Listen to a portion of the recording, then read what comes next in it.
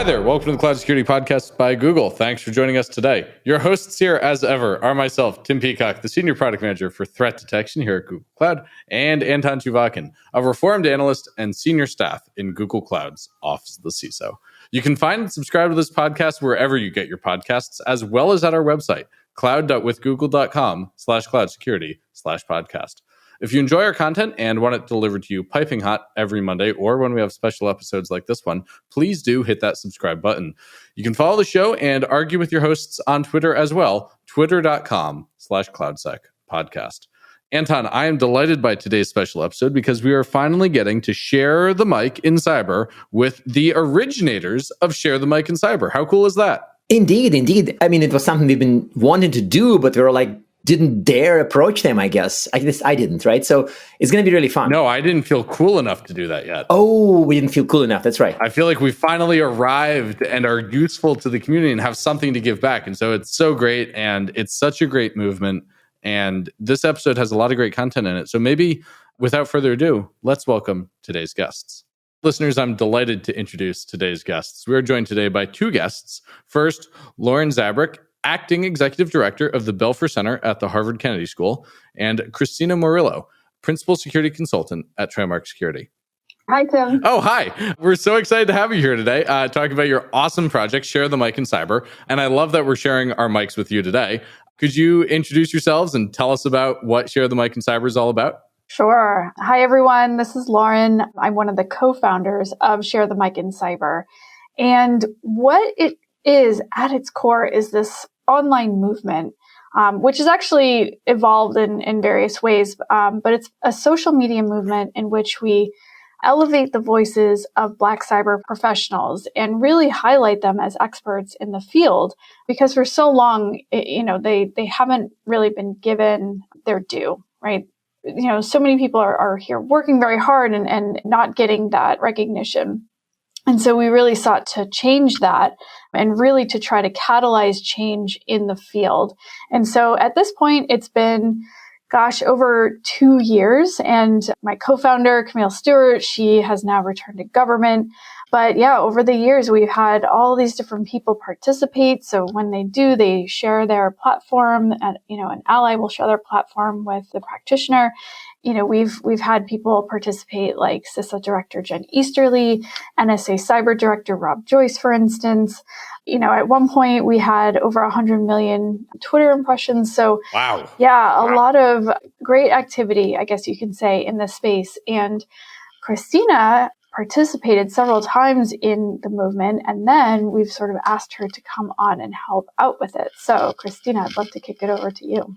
Yeah, that was such a great intro. I feel like, that's a wrap. We're done. Let's go home now, right? No, we've got so much more to say. I know, right? And so, Christina Murillo, it's a pleasure to be here. As Lauren mentioned, I recently joined the team at Share the Mic in Cyber. I like to say that I'm keeping Camille's seat warm while she makes the world a better place in DC. And yeah, super happy to be here. By day, I'm actually a principal security consultant at a cybersecurity boutique firm called Trimark Security.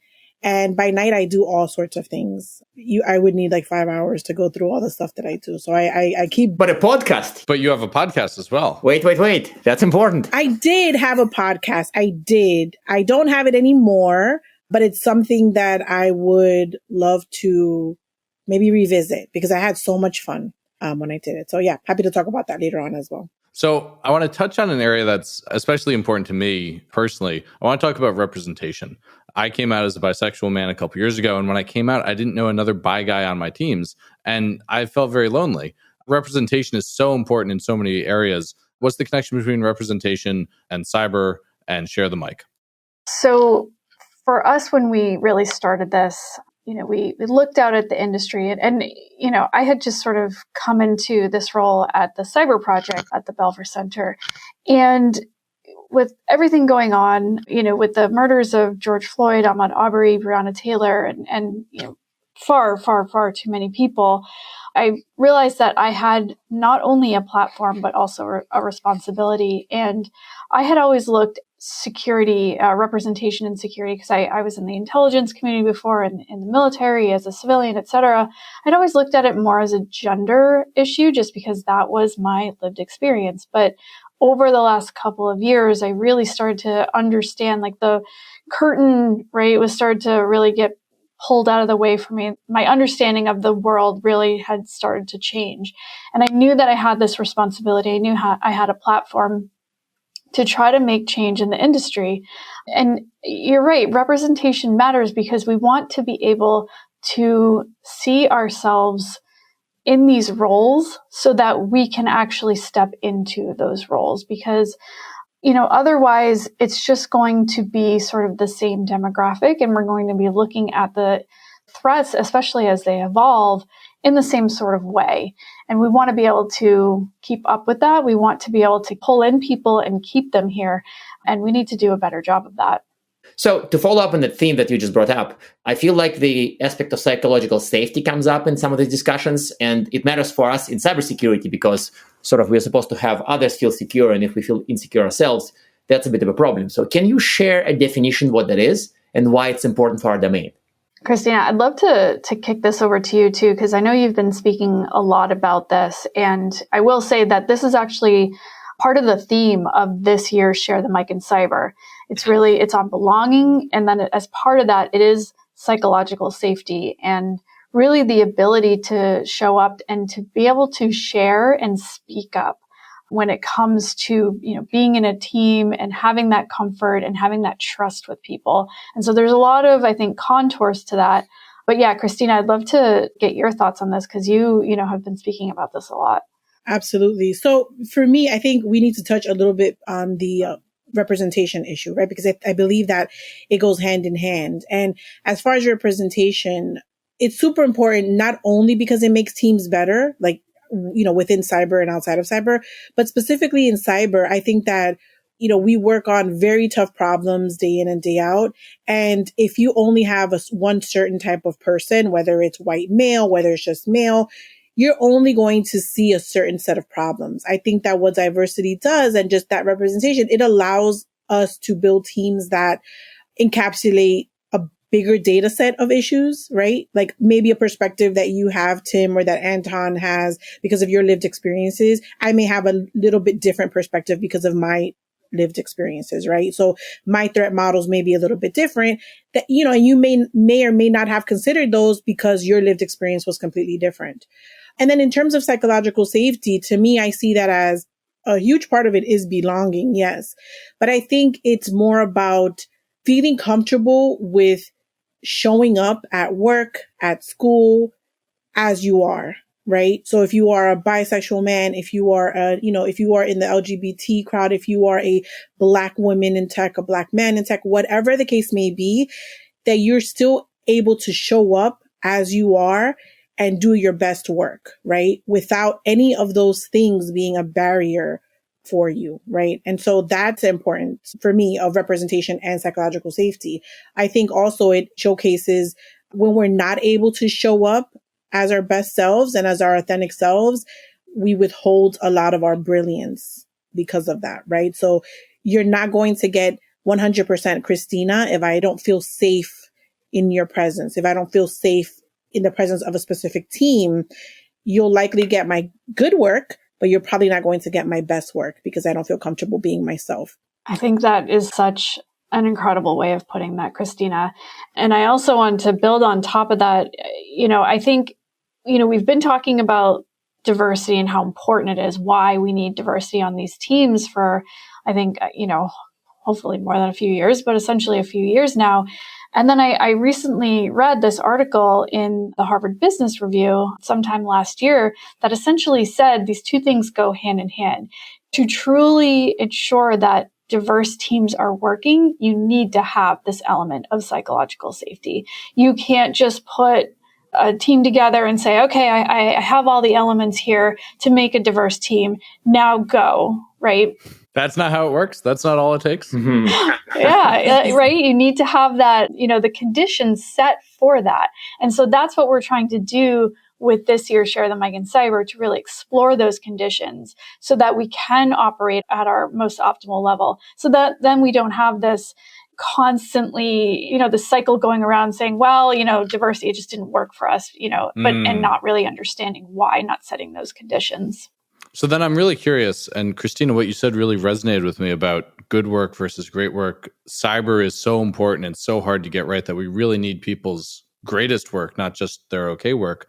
Lauren, to that point, and to your point, Christina, what are some of the tactical things that we're learning from this year's Share the Mic that we should talk about to make teams be safe to be effective? Oof. Yeah, I think, that's something we were recently discussing, right, Lauren? Like some tactical takeaways. And I won't spoil any of the surprises that we have in store for the day of action. But what I will say is, I think in my perspective, one of the most important things is the ability to listen without, I call it listening at scale. And what that means to me is listen without wanting to respond all of the time, right? Because sometimes I may tell you something that, as a woman of color, that maybe as a white male, you may not like to hear. It may make you a little bit uncomfortable, right? And I can try my best to make it land softly. But if I talk about racism and discrimination, that may be uncomfortable for you to hear. And so I think that it's super important for folks who consider themselves ally to be okay with listening to like a little bit of uncomfortable truths. I think that goes a long way, right? But, I'll let Lauren talk about some of the other things that we've discovered. I don't think you should spoil it, Lauren, but so people can tune in. But if you want to sprinkle some little, sparkles here and there.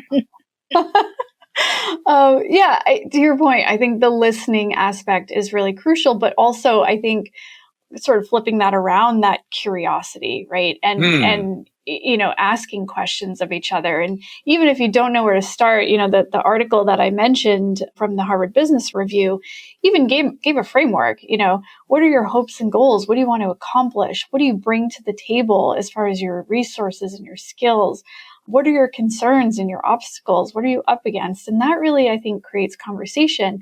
And then, Christina, not to get a little too personal, but you've talked about, and I think we've all felt this, right, in different aspects, but being a part of a team, like this sense of belonging. Yes. We all have these responsibilities, whether it's a manager or a leader or even a team member. Everyone has a responsibility to create this sense of belonging and make sure that diversity works. It's not just on the person who, may be new to the team. It's not just HR, for instance. It's literally on everyone. And that's something that we really want to explore is like, what are the roles that we all play in this? I think that's such an interesting set of answers there. I love the answer about listening. It's funny. I think a lot of people might imagine when you're starting a podcast, it's about talking. But one of the things that Anton and I have learned is that it's definitely actually about listening and being curious, not about talking. So that's an awesome answer. And that's true outside of podcasting, especially. So I love that. Absolutely. I definitely agree with that. I think that it's, believe it or not many people listen, right? I think most people listen to respond. Yeah. And so I think, that's super important.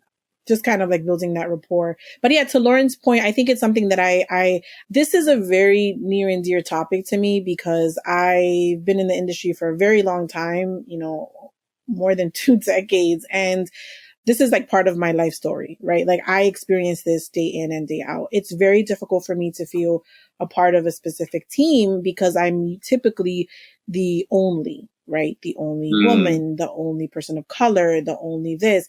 And I'm not really one of the guys, right? And so it's taken me a long time to figure out that, hey, listen, you can be amazing and not be one of the guys. However, it does feel isolating. So it's just, we're complicated. Humans are complicated.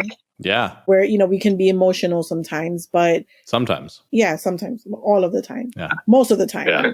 Most of the time. That's got to be really tough. And to keep doing that for 20 years, that's amazing. It's very tough, but, discipline and persistence and perseverance are like the name of the game. But, I think there are a lot of folks of color and a lot of others in cybersecurity and in technology.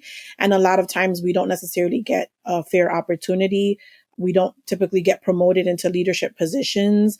There's so many things that kind of we have to face and deal with, not taking away from any other issues, right, that are equally important. But I think that that's why this is a very important conversation, right? Because we Share the Mic in Cyber, we're showcasing that, we do exist. We're here. We're amazing. We're doing amazing work. You need to hire us. We need to work together. We need to collaborate. We're great collaborators, and kind of like elevating that population of folks.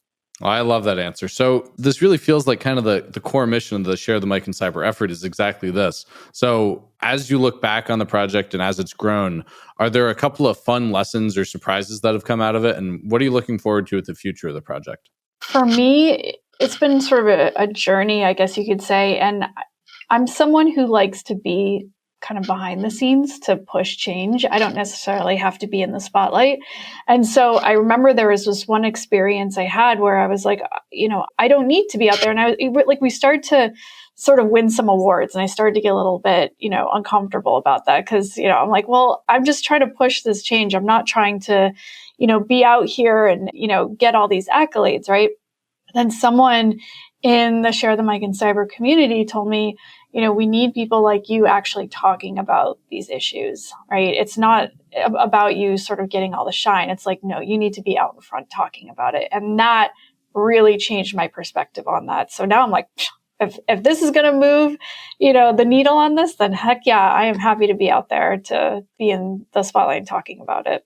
I think for me, it's been like as an observer the past few years, and now being part of the team. I think what I'm really excited about is kind of seeing folks come together. I think that a lot of great relationships have been born from this initiative.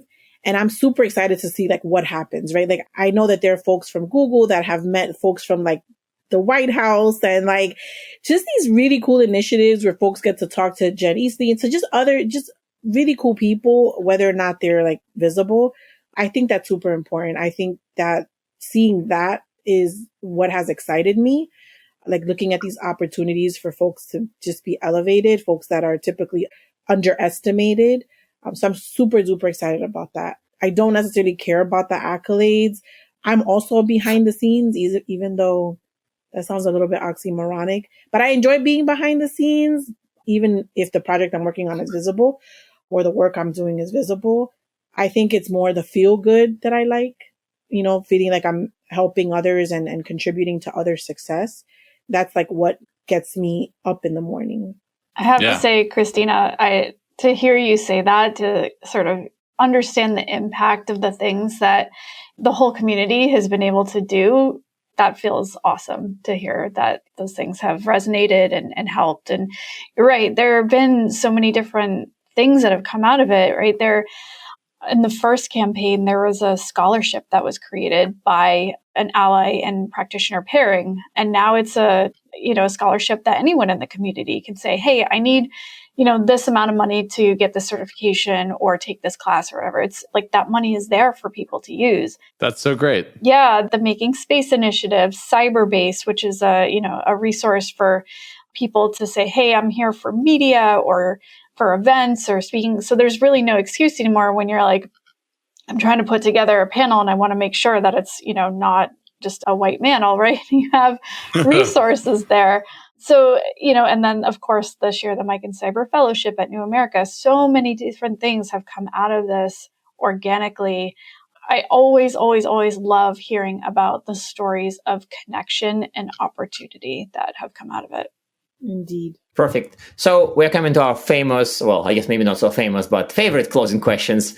In this case, I think we would ask, how can listeners help and where can they learn more? I think we're going to put the links to social media campaigns and other stuff in our resources, but we'd love to hear you speak about what are your top one or top three? How can our audience help with Share the Mic? First, you can follow Share the Mic in Cyber on social media. You can follow Lauren and myself, of course, but definitely follow the Share in Cyber handle, follow the Share the Mic in Cyber hashtag as well. You can sign up to be an ally or a practitioner for, I believe it's August 21st, and that's our day of action. So you get to be paired up with, if you're an ally, with a practitioner, if you're a practitioner with an ally, and hopefully start a very fruitful relationship for the both of you. There's, ways to donate. I'm super excited about the fellowship. I just want to say that. So you can follow that. And hopefully, if you're interested, sign up for the next cohort, which is going to be super fun. So there's so many ways to help. And yeah, super excited. And you can always reach out, for any type of like custom help, or if your organization wants to help, you can always reach out to Lauren and myself and also Caitlin we can, kind of talk about it and work something out as well. Yeah. So as Christina mentioned, our day of action is going to be Friday, October 21st. But throughout the month, we really tried to generate buzz and excitement and, do different events and things like that, just to, start to get the word out and start to get people excited. Obviously, as, the pandemic, I think, starts to slowly fade, I think there are going to be less events online and hopefully more in person. But right, Friday, October 21st is when, allies and practitioners will be on social media, both on Twitter and LinkedIn. And really one of the biggest things that people can help us do is just to amplify. We want to be able to get the message out. We want more eyes on that hashtag. We want more eyes on these relationships to hear the stories from people, or I guess read the stories from people and, learning about the elements of psychological safety and the elements of belonging and how we can apply those to our own teams and organizations to really move the needle on diversity. So stay tuned for that. There'll be some pieces coming out and obviously this podcast and hopefully other events. So we're really excited. Well, Lauren, Christina, thank you so much for joining us today. This episode is going to air on that day of action. We're really excited to do the coordinated release on that. We're really excited about this project and just so grateful that you were able to take the time to join us today. Thank you so much for having us. Yeah, thank you, Tim. Thank you, Anton. I just want to say too, Google overall has been such a great supporter. So we really do appreciate it. We're really happy to support. All right. Thank you. And now we are at time. Thank you very much for listening and, of course, for subscribing. You can find this podcast at Google Podcasts, Apple Podcasts, Spotify, or wherever else you get your podcasts. Also, you can find us at our website, cloud.withgoogle.com/cloudsecurity/podcast. Please subscribe so that you don't miss episodes. You can follow us on Twitter, twitter.com/cloudsecpodcast. Your hosts are also on Twitter at Anton_Chuvakin and _Team Pico. Tweet at us, email us, argue with us, and if you like or hate what we hear, we can invite you to the next episode. See you on the next Cloud Security Podcast episode.